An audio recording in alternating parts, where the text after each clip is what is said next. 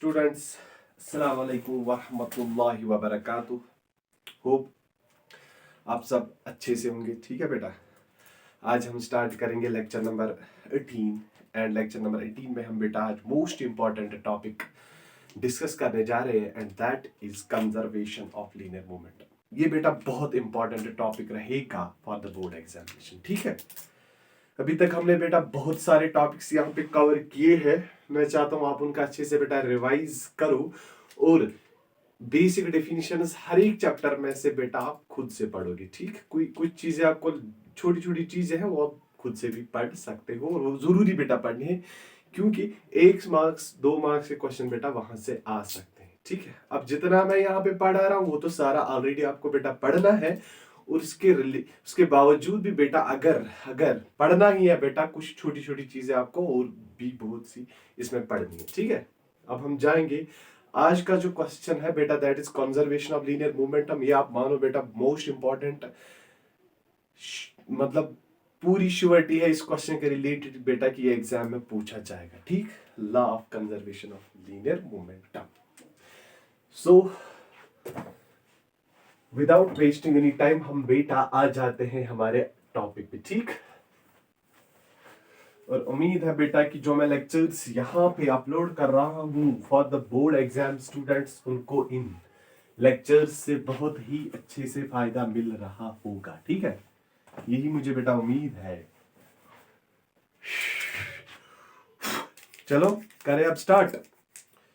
Pen निकालो बेटा, copy निकालो एंड मेरे को बेटा कंसंट्रेशन किस पे चाहिए? बोर्ड पे ही। कंसंट्रेशन बेटा आप बोर्ड पे रखोगे, सारा समझ में आ जाएगा और वो भी बहुत अच्छे से। ठीक है, तो हम बेटा स्टार्ट करेंगे हमारा आज का topic that is law of conservation, law of conservation of linear momentum.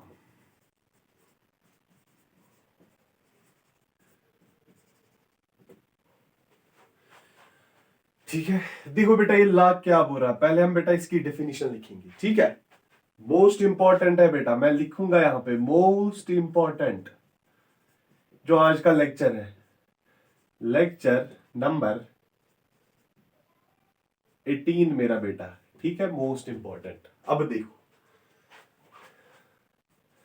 इसकी डेफिनेशन मेरा बेटा, according to this law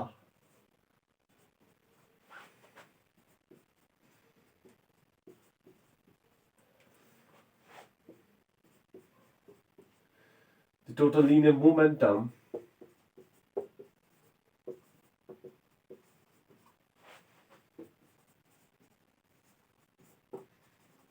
of an isolated system,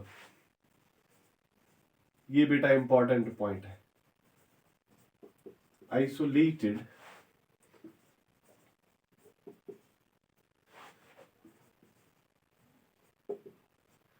remains constant. ठीक है बेटा, और बात है यहां पे बेटा आइसोलेटेड सिस्टम की। कल मैंने बेटा ये आपके सामने एक्सप्लेन किया था। आइसोलेटेड सिस्टम हम बेटा उस सिस्टम को बोलते हैं जिसपे बेटा नेट एक्सटर्नल फोर्स जीरो होगा, उसको हम मेरा बेटा बोलते हैं क्या?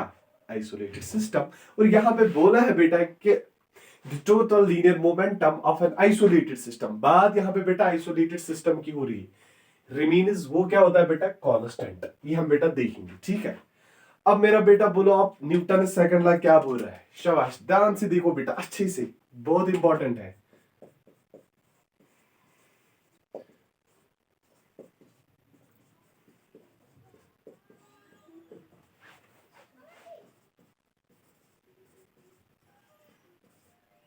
मैं बेटा ये आपके लिए आहिस्ता आहिस्ता लिख रहा हूं और सारे स्टेप्स लिख रहा हूं ताकि बेटा आपको एग्जाम में बहुत आसानी हो जाए। ठीक है, अब बोलो बेटा, क्या मैं लिखूं according to Newton second law of motion?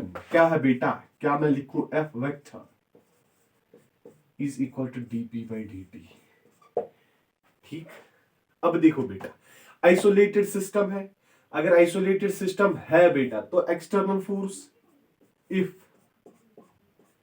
F is equal to zero, यहां मैं लिखूंगा बेटा साइड में आइसोलेटेड सिस्टम, दैट मीन्स मेरा बेटा नेक नेट एक्सटर्नल फोर्स जो आइसोलेटेड सिस्टम पे है दैट इज इक्वल टू 0।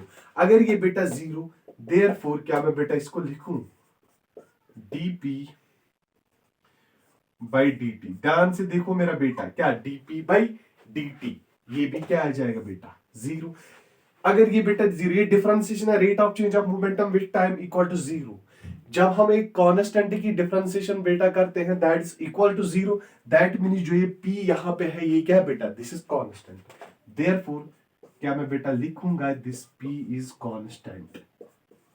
ठीक है बेटा, p इज कांस्टेंट।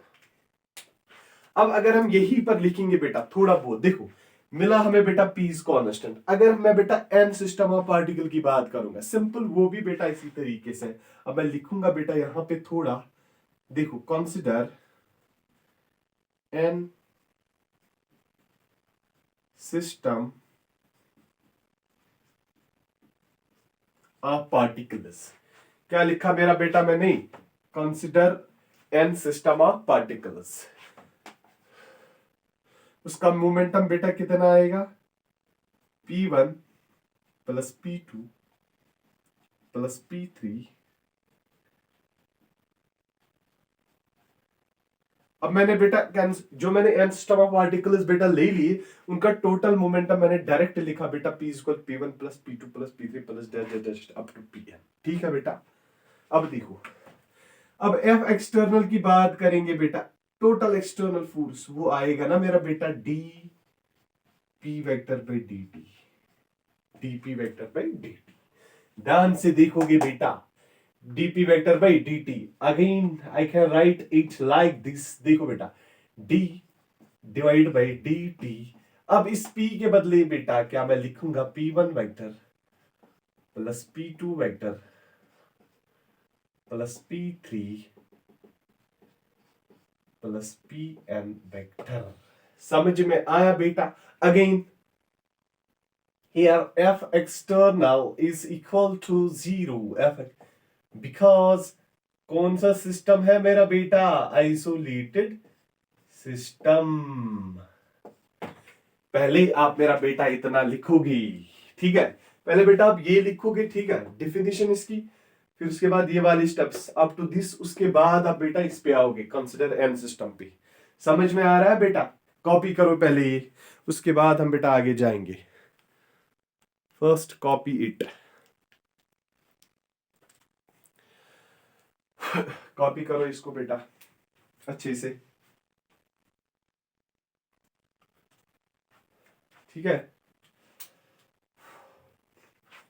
मैं बेटा इसको रब करूंगा ऊपर, स्क्रीनशॉट उठा के बेटा आप कॉपी कर देना।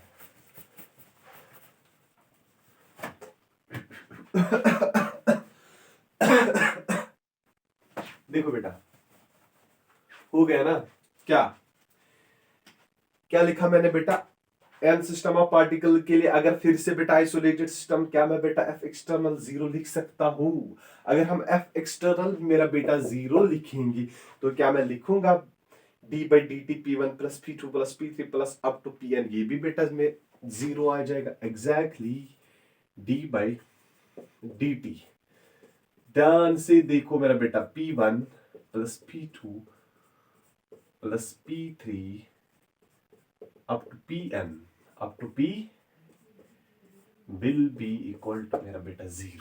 फिर से बेटा अगर ये 0 है तो ये सारा पोर्शन क्या होगा बेटा, कांस्टेंट, क्योंकि कांस्टेंट की डिफरेंशिएशन होती है 0 के बराबर। तो total linear momentum of isolated system क्या आया मेरा बेटा, 0। ये कांस्टेंट, सॉरी क्या आया बेटा, constant, which is the law of conservation of linear momentum. ये आप बेटा लिखोगे, ठीक, यही है कंजर्वेशन ऑफ लीनियर मोमेंटम।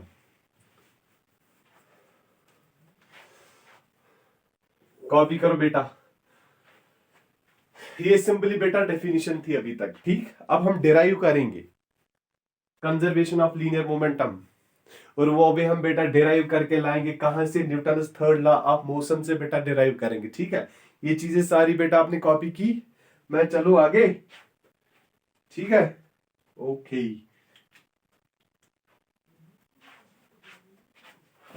अब देखो मेरा बेटा, ध्यान से देख रहा हूं, ये अब इंपॉर्टेंट है क्योंकि ये डेरिवेशन बेटा आपको 5 मार्क्स की मिल सकती है एग्जाम में, जो हम बेटा अब दिखाने जा रहे हैं। क्या?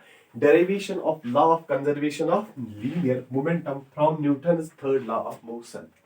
अब देखो मेरा बेटा, क्या हम करेंगे, ध्यान से देखो। Derivation of law of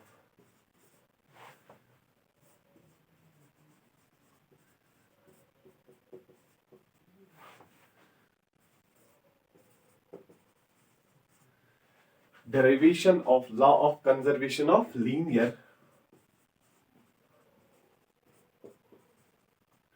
derivation of law of conservation of linear momentum कहां से हम बेटा लाएंगे इसको, from Newton's third law of motion. ये बहुत ज्यादा इंपॉर्टेंट है बेटा, ठीक है, ये एग्जाम में आ सकता है, बहुत इंपॉर्टेंट है, और वो भी बेटा 5 मार्क्स का क्वेश्चन आएगा। ठीक, यहां पे मैं लिखूंगा बेटा, बोर्ड एग्जाम में बेटा 5 मार्क्स का क्वेश्चन आ जाता है ये डेरिवेशन, इसलिए बेटा बहुत ही ज्यादा इंपॉर्टेंट है। अब देखो बेटा ध्यान से,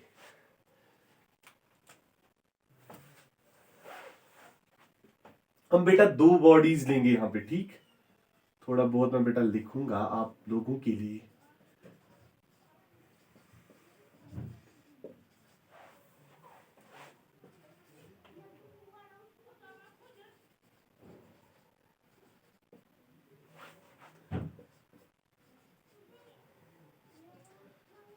और most important point is this, constituting the,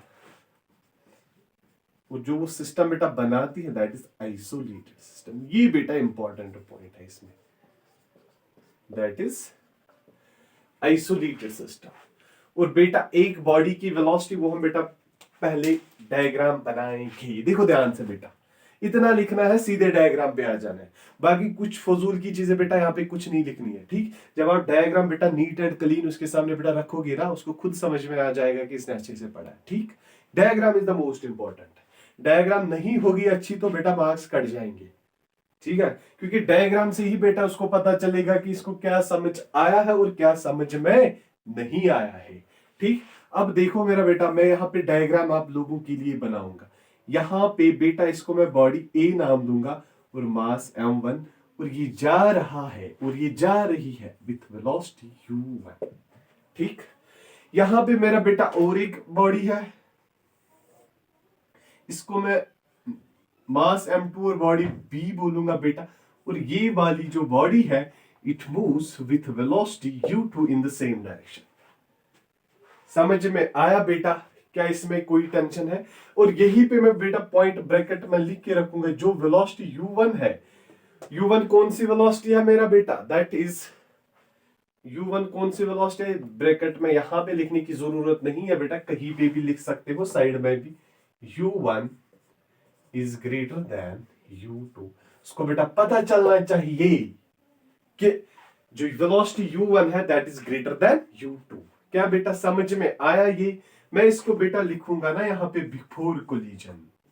अभी कोलिजन वाली कोई ऐसी बात नहीं हुई, मतलब ये दोनों बॉडीज जो बेटा यहाँ पे है वो अभी बेटा कोलाइड नहीं हुई है, तो ही बेटा मैंने यहाँ पे लिखा बिफोर कोलिजन। अब देखो बेटा क्या हो जाएगा, अब क्या हो जाएगा, अब देखो, अब ये दोनों बेटा दोनों बॉडीज मीट हो जाएंगी। ठीक है, देखो बेटा कैसे, मैं डायग्राम थोड़ा बहुत बेटा नीचे आएगी, लेकिन आप स्ट्रेट लाइन में बेटा बनाओगी सारी। ठीक, यहां पे देखो बेटा क्या आ जाएगा। अब एक मिनट में बेटा डायग्राम को अच्छे से बनाऊंगा। इसको हम बेटा ऊपर लिखेंगे u1 ग्रेटर देन u2। समझ में आया? फिर से बेटा यही m1, ये बेटा m1 है, ठीक है, और ये मेरा बेटा m2 है। We know that this is body A, this is body B. अब देखो मेरा बेटा, इंपॉर्टेंट पॉइंट है यहां पर समझना, बहुत ज्यादा इंपॉर्टेंट। अब जो ही ये बेटा कोलाइड होंगी, अब इस बॉडी ए पे फोर्स अप्लाई होगा बेटा। क्या बॉडी ए पे क्या होगा बेटा? फोर्स अप्लाई, और वो इस बी की वजह से होगा। क्या मैं बेटा लिखूंगा force on A due to B? समझ में आया बेटा? और इस बॉडी ए की वजह से बेटा फोर्स अप्लाई होगा on the body B, on the body B. और देखो मेरा बेटा, वो हम लिखेंगे कैसे? Force on body B due to A. क्या बेटा ये समझ में आया? और इसको मैं लिखूंगा यहां पे ज्यूरिंग कोलिजन। क्या लिखेंगे बेटा? During collision, during collision, collision. ये बहुत इंपॉर्टेंट क्वेश्चन है बेटा। क्या लिखा मैंने बेटा? अब ज्यूरिंग कोलिजन। अब यहां से बेटा देखो क्या हो जाएगा। अब कोलिजन तो हो गया, अब यही बॉडी M1 बॉडी ए, अब इसकी वेलोसिटी मेरा बेटा चेंज हो जाएगी, और ये अब मूव हो जाएगा विथ वेलोसिटी V1। ठीक है बेटा? और यही बॉडी B, जिसका मास है मेरा बेटा M2, और ये जाएगा बेटा मूव विथ वेलोसिटी V2। ठीक है बेटा? ये बेटा मोस्ट इंपॉर्टेंट डायग्राम है, ये अब बेटा पहले कॉपी करो बेटा। ऐसी डायग्राम को आपको बनाना है एग्जाम में, और इसके नीचे भी आप लिखोगे आफ्टर कोलिजन। ठीक है? इसको मेरा बेटा आप लिखोगे आफ्टर कोलिजन। बोर्ड बहुत छोटा है बेटा, जल्दी जल्दी बेटा इसको रब करना पड़ता है। आप करेंगे एडजस्ट। फिलहाल आप बेटा इसको कॉपी करो यहां तक। ठीक है? कॉपी करो मेरा बेटा यहां तक। करो मेरा, चले आगे। ओके, ये बेटा ध्यान रखना, U1 U2 ऐसे हो रहा है बेटा, फिर आफ्टर कोलिजन V1 V2, क्योंकि मैं बेटा ये सारा यहाँ पे अब रब करूंगा। ठीक, ये आप ध्यान रखना, आपने बनाया होगा कॉपी पे, इसी के अकॉर्डिंग हम बेटा अब डेरिवेशन करने जा रहे हैं। इसलिए बेटा इस डायग्राम की ओर आप देखोगे बुक पे, ये कॉपी पे, फिर आपको बेटा अच्छे से समझ में आएगा, क्योंकि मैं बेटा इसको यहाँ पे रब करने जा रहा हूँ, क्योंकि बहुत छोटा बोर्ड है। ठीक, मैं इसको यहाँ पे नहीं रख सकता। समझ आयो? Okay okay okay. अब देखो, अब देखो बेटा, अब जब ये दो बॉडीज बेटा मूव कर रही थी ना बिफोर कोलिजन, क्या मैं लिखूंगा बेटा momentum of two bodies before collision? लिख सकते हैं ना बेटा? Momentum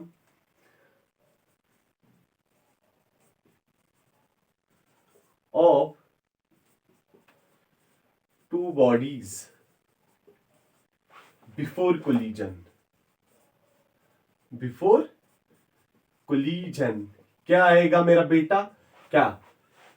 M1 U1 plus M2 U2। ये तो बेटा इतना समझ में आ रहा है, क्योंकि जो पहली बॉडी थी उसका मास था बेटा M1 वेलोसिटी U1, जो दूसरी बॉडी थी बेटा मास M2 U2। ठीक है बेटा? आ गया ना momentum of two bodies before collision.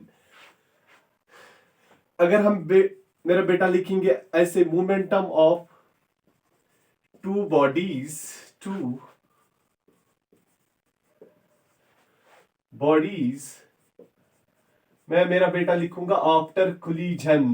क्या लिखूंगा? After collision. क्या आ जाएगा? M1 V1 plus M2 V2। क्या इसमें बेटा किसी को टेंशन है? कुछ समझ में आया बेटा?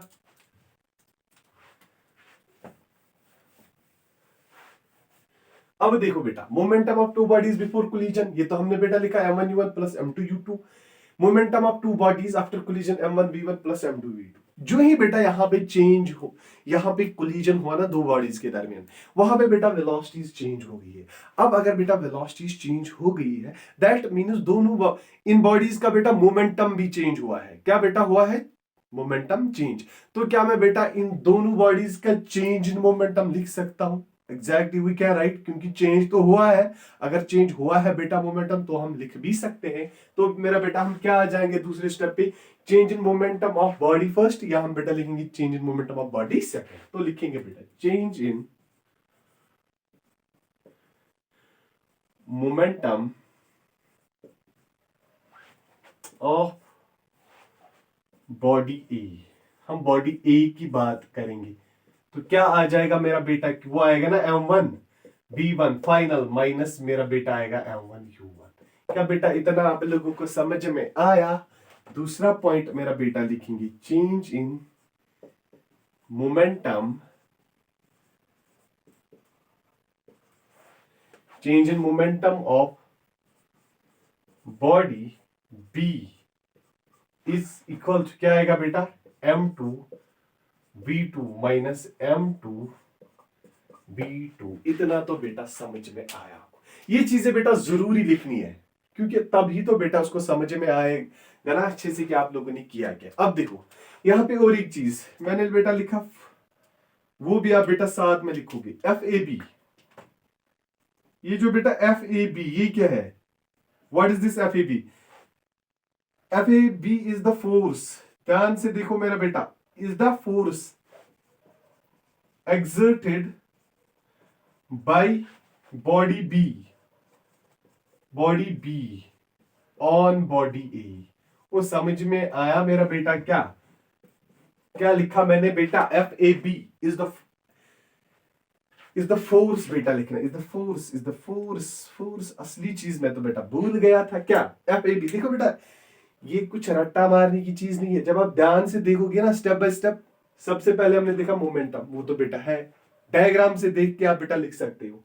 Momentum of body is after collision, वो तो बेटा ये है। चेंज हुआ है मोमेंटम इन बॉडी ए, वो मैंने लिखा बेटा M1V1 माइनस M1U। चेंज हुआ है मेरा बेटा मोमेंटम बॉडी बी में, वो है बेटा M2V2 माइनस M2U2। क्या इसमें बेटा कोई परेशानी वाली बात है? No no, not at all. FAB अब मैंने बेटा लिखा, is the force exerted by the body B on the body A. और बेटा क्या मैं बेटा लिख सकता हूं, FBA is the force exerted by body, ध्यान से देखना बेटा, by body B, by body A on body B। ठीक है मेरा बेटा, पहले बेटा आप ये लिखो बेटा, फिर मैं बेटा इसको रब करूंगा क्योंकि अभी ये बहुत इसमें लिखना हमें है, इसलिए आप बेटा इसको लिखो।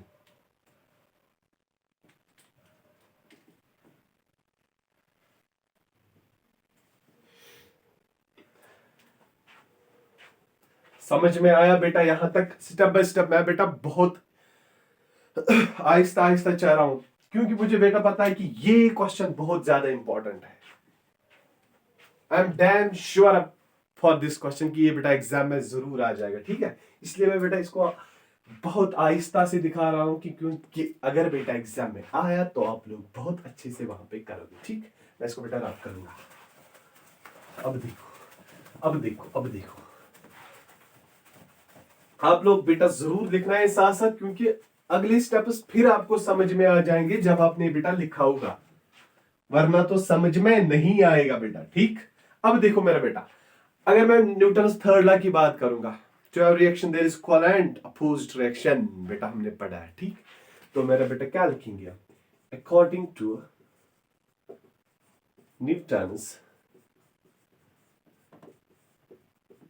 Third law of motion. क्या बेटा? Third law of motion. क्या मैं बेटा यहां पे लिखूंगा FBA, force on body B due to body A, मेरा बेटा आएगा बराबर FAB, that is force on body A due to B. और बेटा नेगेटिव आ जाएगा, तो reaction there is covalent opposite reaction. अब देखो मेरा बेटा ध्यान से, यहां पे इंपॉर्टेंट पॉइंट मैं आपके सामने रख रहा हूं।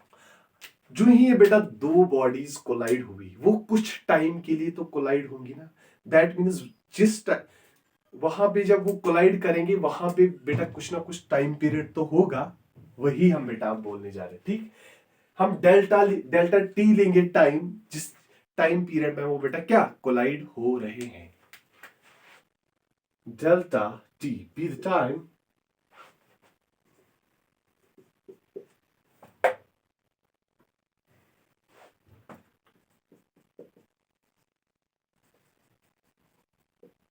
ड्यूरिंग विच, सिंपल लैंग्वेज में हम बेटा लिखेंगे बॉडीज कोलाइड। क्या लिखा मेरा बेटा मैंने, सिंपल डेल्टा टी मैंने टाइम रखा बेटा जिस टाइम में बेटा ये दो बॉडीज क्या कर रही हैं, कोलाइड। अगर बेटा बेटा आप देखो ध्यान से, इंपॉर्टेंट, अगर आप दो बॉडीज बेटा कोलाइड हो रही, ठीक है, ऐसे दो बॉडीज क्या हो रही, कोलाइड, और जब वो कोलाइड हो रही है बेटा कुछ टाइम पीरियड के लिए हो रही है, और वो टाइम हमने क्या ले लिया बेटा, टी। और आपने अभी बेटा देखा फोर्स भी एक्सर्ट होता है बॉडी ए पे ड्यू टू बॉडी बी, और बॉडी बी पे बेटा ड्यू टू बॉडी ए। अगर बेटा फोर्स भी है, टाइम पीरियड भी है, हम बेटा पढ़ चुके हैं ये चीज की फोर्स इंटू टाइम बेटा होता है इम्पल्स। ठीक है बेटा, क्या मैं बेटा यहां पे लिख सकता हूं,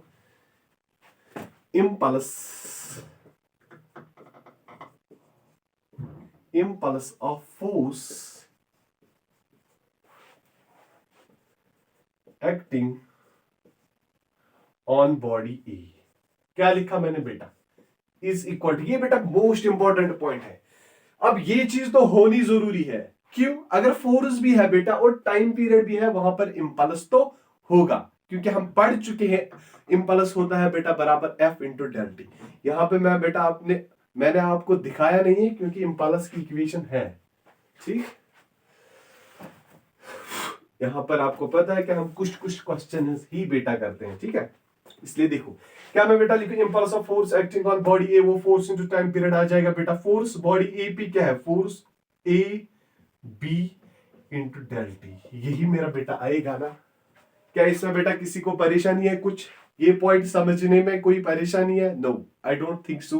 मुझे बेटा पता है कि आप लोगों को समझ में आ गया होगा, क्योंकि आप लोग बहुत इंटेलिजेंट लोग हो, बहुत ज्यादा इंटेलिजेंट। अब देखो मेरा बेटा, अगर मैं लिखूंगा impulse of force acting on क्या बेटा, on body B, on body B, वो क्या आएगा, FBA into del T। समझ में आया बेटा अच्छे से, FBA del T। और बेटा और एक चीज, सिंस हम बेटा पढ़ चुके हैं ना, इम्पल्स मेरा बेटा होता है बराबर change in momentum. Most important point is this, change in momentum. और इस वाली इक्वेशन को आप नाम भी दे दो बेटा, इक्वेशन फर्स्ट, ठीक है। अब हम बेटा आ रहे हैं, हम इसको अब कंक्लूड करने वाले हैं, बहुत कुछ ही स्टेप्स बाकी रहे बेटा। सिंस इम्पल्स बेटा होता है बराबर चेंज इन मोमेंटम, ठीक है।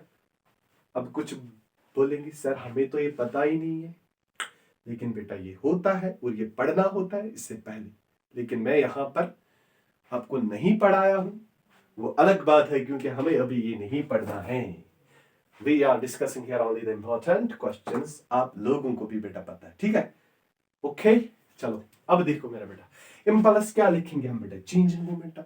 अब ये भी तो बेटा इम्पल्स है बॉडी ए की, ये भी तो ऑन बॉडी बी का इम्पल्स है बेटा।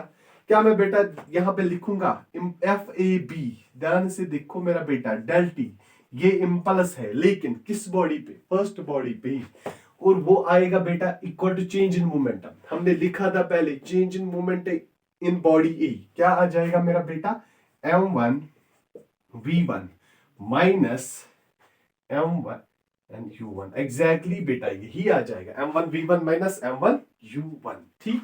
एंड और बेटा impulse on body B F B A into del T, क्या मैं बेटा इसको लिख सकता हूं ऐसे, देखो बेटा कैसे, ये दूसरी बॉडी की मेरा बेटा बात हो रही है, minus m2 u2 m2 u2, ठीक है बेटा।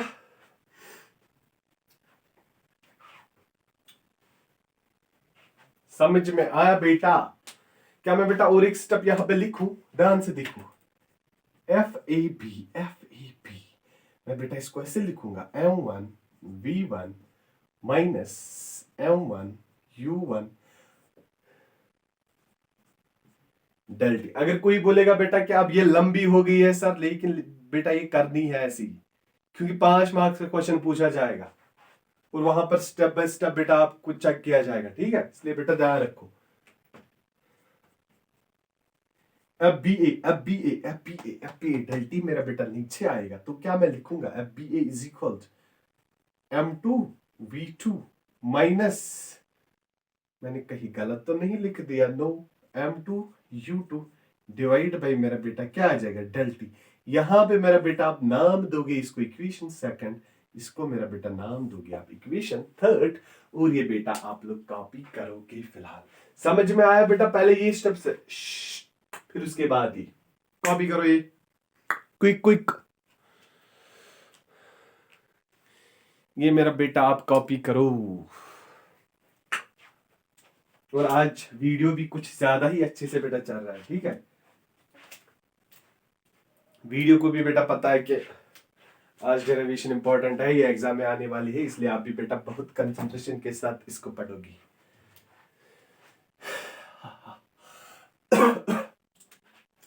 ठीक है, मैं इसको करूँ ना, ओके? अब देखो बेटा, ध्यान से देखोगे ना आप लोग, अब बोलोगे क्या?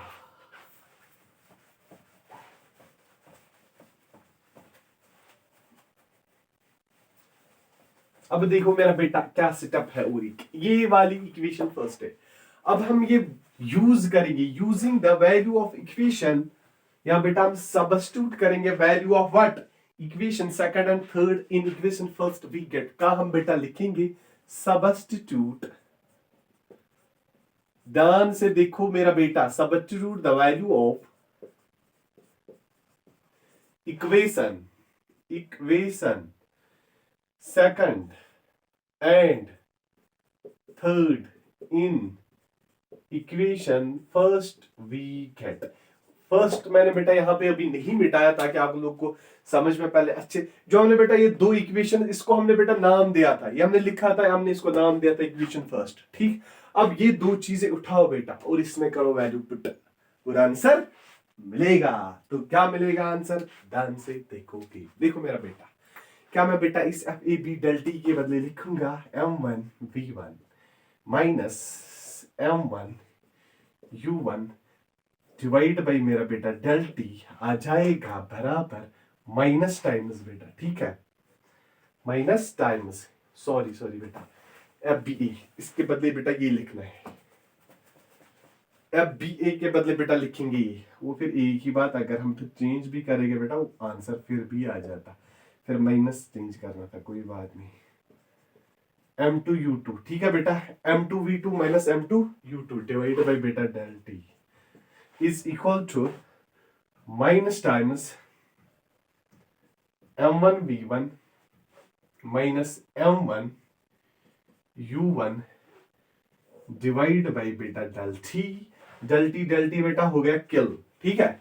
अब क्या रहा इधर, यहां पे बेटा रहा M2V2 माइनस M2U2, ठीक है? M2 इज इक्वल टू, ध्यान से देखो बेटा, क्या मैं इसको माइनस M1V1 लिख सकता हूं? क्या मैं इसको माइनस प्लस M1U1 लिख सकता हूं?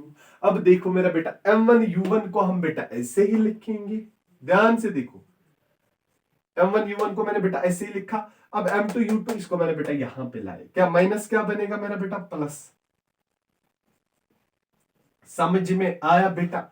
अब देखो ध्यान से, अब देखो, अब यहां पे ऑलरेडी था मेरा बेटा M2V2, ये बेटा यहां आएगा तो माइनस क्या बनेगा? पहला क्या किया हमने बेटा,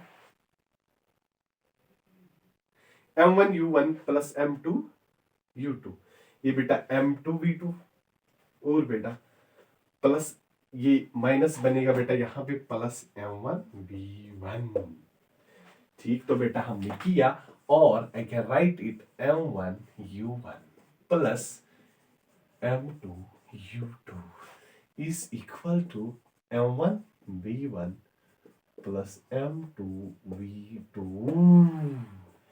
यही बेटा आप याद रखोगे, ठीक है ना? ये चीजें बेटा आप याद रखोगे, यही तो है law of conservation of linear momentum of an isolated system, that before